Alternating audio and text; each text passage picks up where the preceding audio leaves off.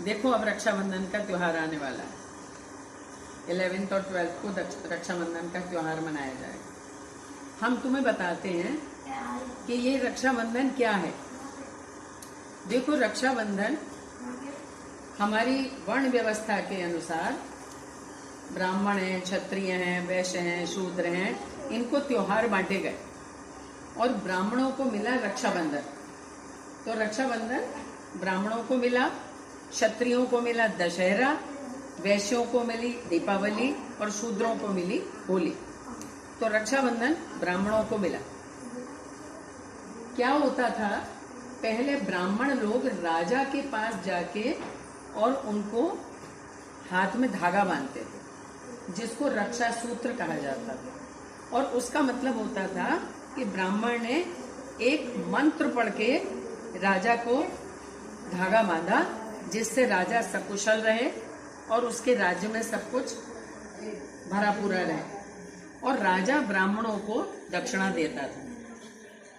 राजा ब्राह्मणों को दक्षिणा देता था और ब्राह्मण उनके रक्षा सूत्र बांधते थे। गुरु भी अपने शिष्यों को बांधता था और शिष्य उनको दक्षिणा देते थे।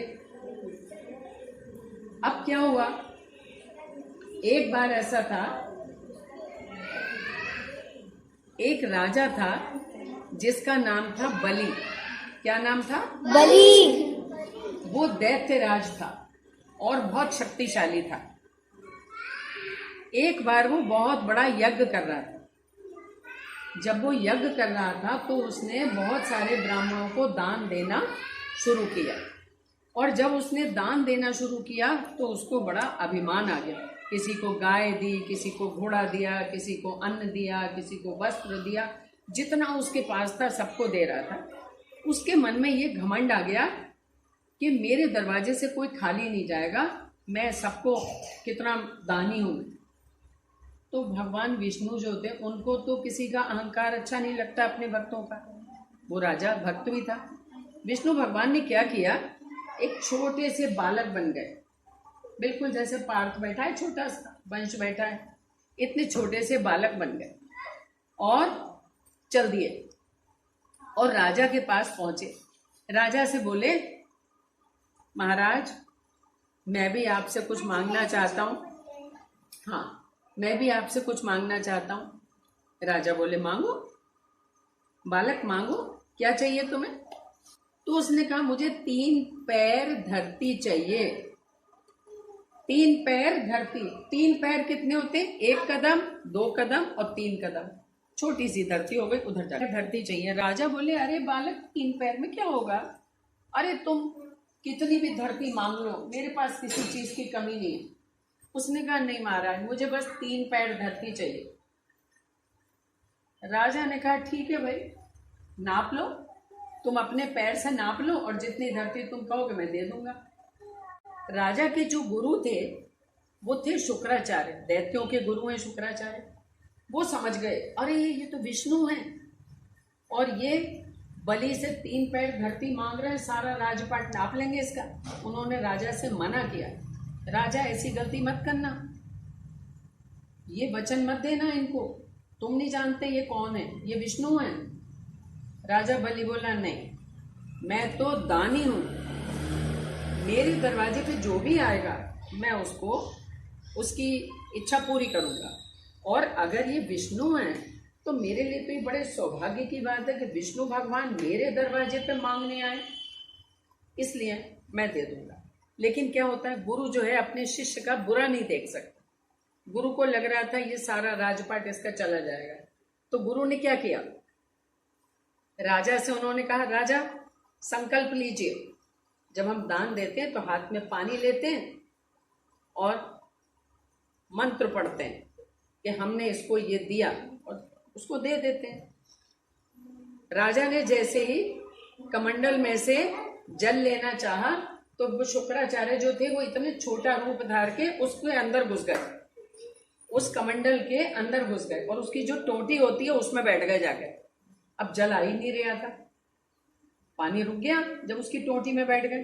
तो वो जो वामन भगवान थे उन्होंने क्या किया, वहां से नीचे से एक घास का तिनका उठाया और उसकी टोटी में घुसाया खोलने के लिए।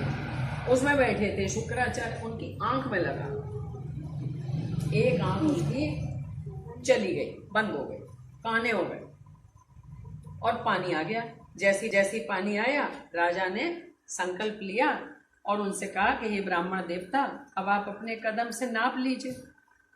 अब जो उन्होंने पृथ्वी नापनी शुरू करी, तो एक पैर यहाँ, दूसरा पैर कहाँ और तीसरा पैर के लिए तो जगह ही नहीं रही। मतलब उन्होंने तीनों लोक नाप लिए 2 ही कदम में। जब तीसरा पैर उठाया तो उन्होंने कहा, राजन तीसरा पैर कहाँ रखूं?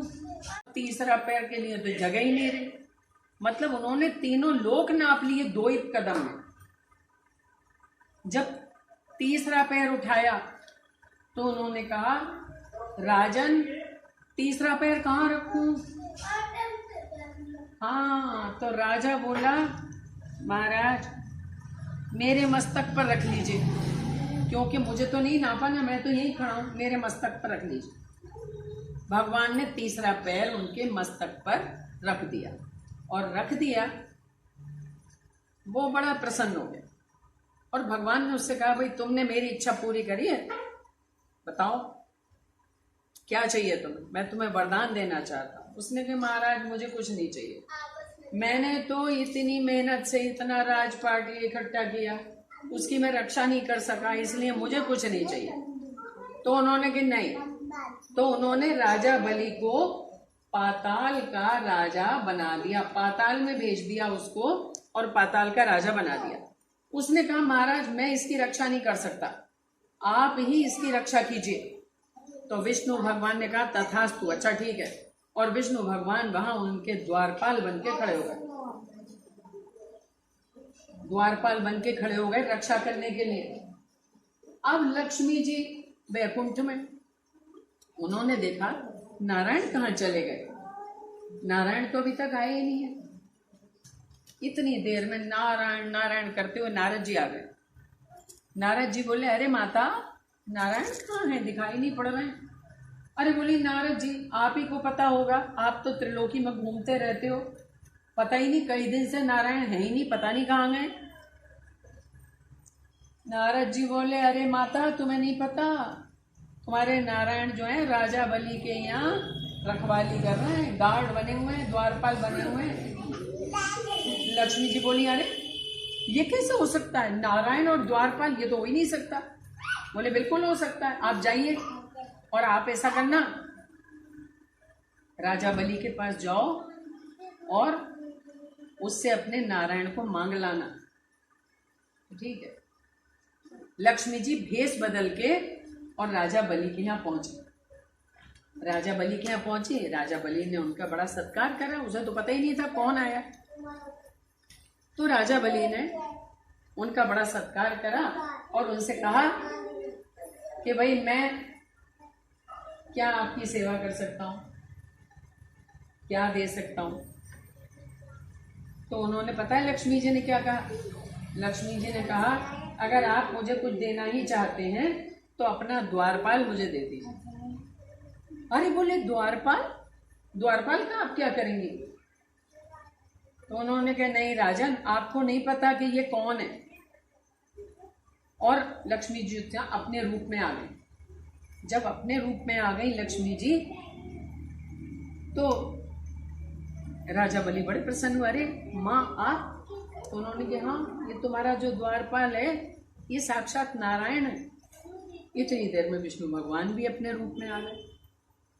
तो उन्होंने, लक्ष्मी जी ने राजा बलि से अपने नारायण को मांग लिया और नारायण के साथ चली गई। और नारायण ने उससे कहा कि तुम्हारा राज्य, मैं जा रहा हूं लेकिन मैं तुम्हारे राज्य की रक्षा करता रहूंगा और तुम्हारा राज्य सदा फला फूला रहेगा। तो वो जो राजा बलि था, लक्ष्मी जी ने उसकी कलाई में रक्षा सूत्र बांधा था, एक धागा बांधा था और उसको अपने वचन में बांध लिया। तो अभी भी जब पंडित जी कलावा बांधते हैं तो मंत्र बोलते हैं, येन बद्धो बलि राजा दानवेंद्रो महाबला, ऐसे करके एक धागा बांधते हैं और यजमान उनको दक्षिणा देता है। तो बाद में क्या हुआ, ये सब चीज़ें चलते चलते चलते चलते भाई बहनों का त्यौहार बन गया कि बहन अपने भाई के राखी बांधती है और भाई जो है उसकी रक्षा का वचन देता है कि भाई मैं तुम्हारा रक्षक हूँ, मैं तुम्हारी रक्षा करूँगा। और बहनें बड़े प्यार से मिठाई खिलाती हैं, राखी बांधती हैं, गिफ्ट देती हैं, भाई भी गिफ्ट देते हैं बहनों को। तो अब ये जो त्यौहार है ये प्रेम का त्यौहार है, इसमें पैसों का लेन देन नहीं होना चाहिए, इसमें गिफ्ट का ये नहीं होना चाहिए तूने मुझे कम दिया मैंने तुझे ज़्यादा दिया, ऐसा नहीं चाहिए। सब बहनों को अपने भाई की कुशलता की कामना करनी चाहिए, भगवान से प्रार्थना करनी चाहिए कि मेरे भैया जो हैं वो हमेशा स्वस्थ रहें, चिरंजीव रहें, खूब आयु हो उनकी और मुझे अपने भाई का साथ बराबर मिलता रहे। समझ में आया? तो आप सबको रक्षाबंधन की बहुत बहुत शुभकामनाएं। Thank you.